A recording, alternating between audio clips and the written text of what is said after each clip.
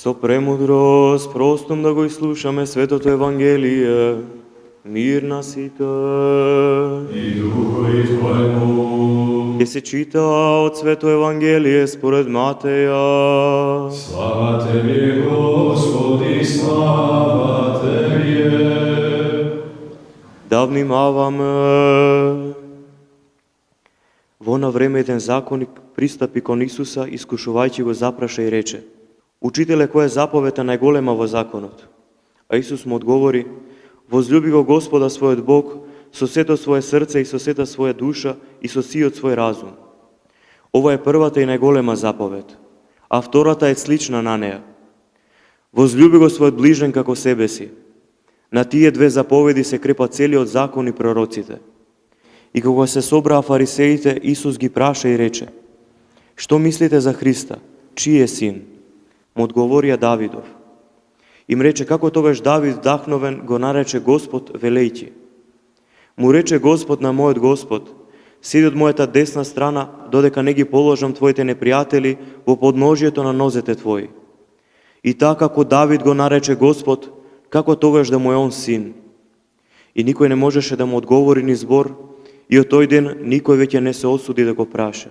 Слава Тебе, Господи, слава Тебе.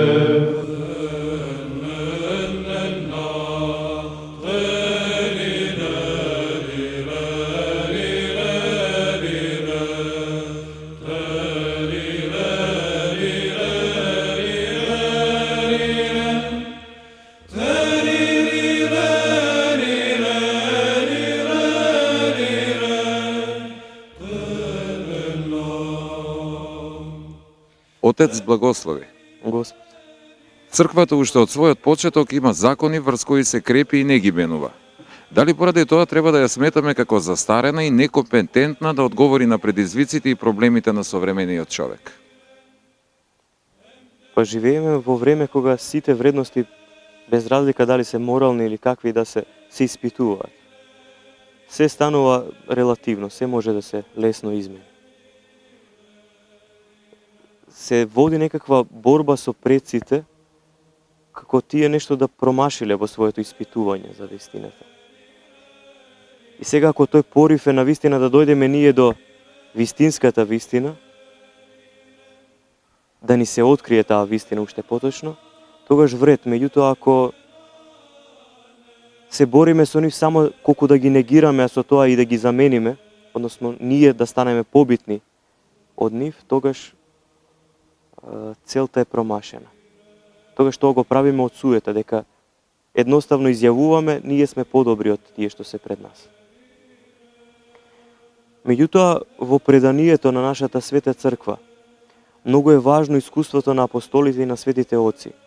Оние кои што ја живееа црквата не само како некое правило, туку како свое дишење.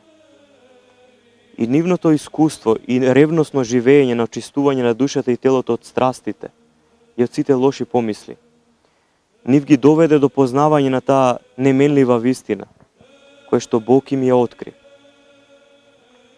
Во таа смисла, предците ни даваат драгоценност која што не смееме да ја изгубиме. Бидејќи човекот е вечно битие. Од овдека започнува, завршува во вечноста, односно не завршува. И него му се потребни вечни и неменливи закони и правила.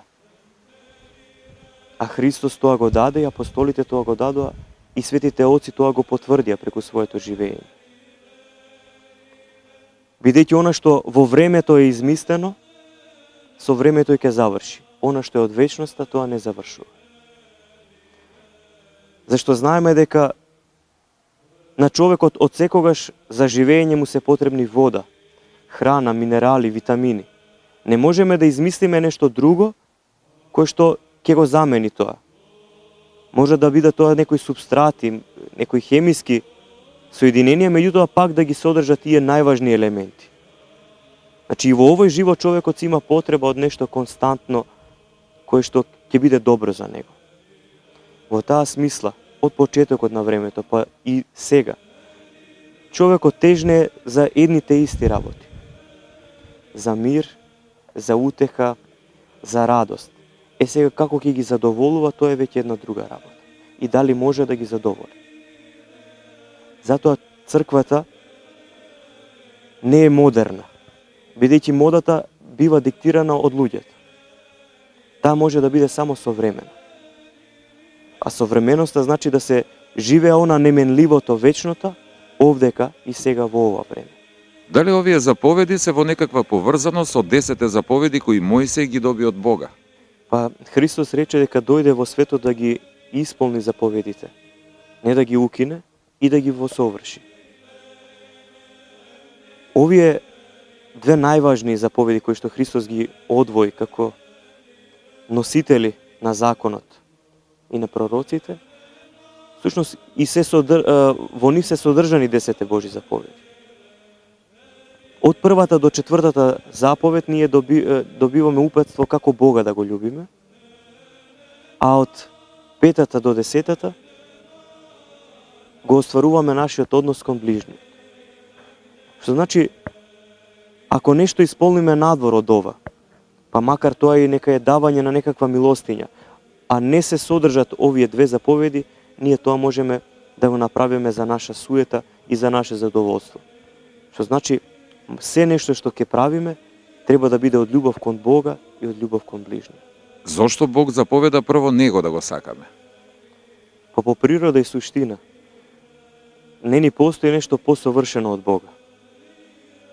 Светите оци велат дека доколку и ангелите би ги споредиле со Бога по квалитет, тие би биле најгруби и најматеријални. Меѓутоа нема ништо лошо во љубење на Бога. Љубовта представува една сила која што го отвара човекот, да го прими другиот. Во нашиот словенски јазик, пријател доаѓа од зборот пријат, односно да примиш некого, да го примиш оно што го сакаш како другар.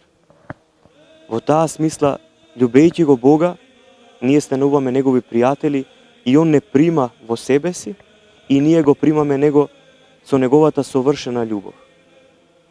И таа совршена љубов за овој свет делува и како апсурд. Бидејќи Христос на блудницата и прости кога никој не сакаше да ја прости. На крстот, откако го растна, им прости на оние што го растна. Тоа за нас е непоимливо. Па според тоа и таа љубов не треба да ја разбереме, туку да ја исполниме, бидејќи не е мерка човечка, туку мерка Божја.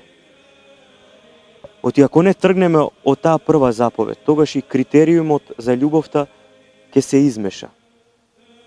Бидејќи човекот некогаш знае да љуби од страв, да не биде осамен, да направи идол од друг човек, нека е раководител, нека е глава на некоја партија, нека е некој идеолог. Пак во тој момент тој љуби едно создание кое што е смртно. А учејќи првим Бога да го љуби, тој ќе научи како другите да ги љуби. Зашто Бог ќе го научи, како он гледа на луѓето. И што е најбитно, како Бог гледа на нас. Зашто понекогаш и самите знаеме себе си да се осудуваме премногу, да се казнуваме себе си, заради тоа и депресијата и самоубиствата. Ако сватиме дека Бог толкава љубов има за нас, што да сватиме и колку и ние да грешиме, Он сепак во секој момент го чека нашето покаяние. И на тој начин, значи ние никогаш не губиме надеж за нашето постоење. И на тој начин веќе ќе можеме да го исполниме условот во втората заповед. А таа гласеше да го љубиме ближниот како себе си. Што значи мораме да научиме себе си да се љубиме. А тоа ќе го направиме најпрвим со тоа што ќе внимаваме какви помисли во нас влегуваат. Какви дела вршиме, дали тие ни го одземаат мирот или преку нив добиваме мир. На тој начин, вистински, спознавајќи се себе си и она што е за нас добро, ќе можеме да му го дадеме тоа добро и на тој начин добро да го љубиме ближниот. Ако не научиме да се љубиме себе си како Бог што не љуби, тогаш немаме можност да ги љубиме и ближните како што Бог ги љуби. Дали може човек само првата заповед да ја исполни, а за втората да си најде оправдание дека има лоши луѓе? Нема простор за судење. Единствениот судија кој што ќе каже кој каков бил е Господ. Значи на тој начин стануваме антихристови. Бидејќи Христос е судијата, секој оној што ќе сака да суди друг, треба да му каже на Христа: стани од својот престол, јас ќе седнам и ќе го судам светот. Кој и каков. Но во Евангелието јасно стои: ако не го љубиме ближниот кого што го гледаме, како можеме да го љубиме Бога кого што не го гледаме? А ние знаеме од параболата за милостивиот самарјанин дека секој човек е наш ближен. Значи сите треба да ги љубиме.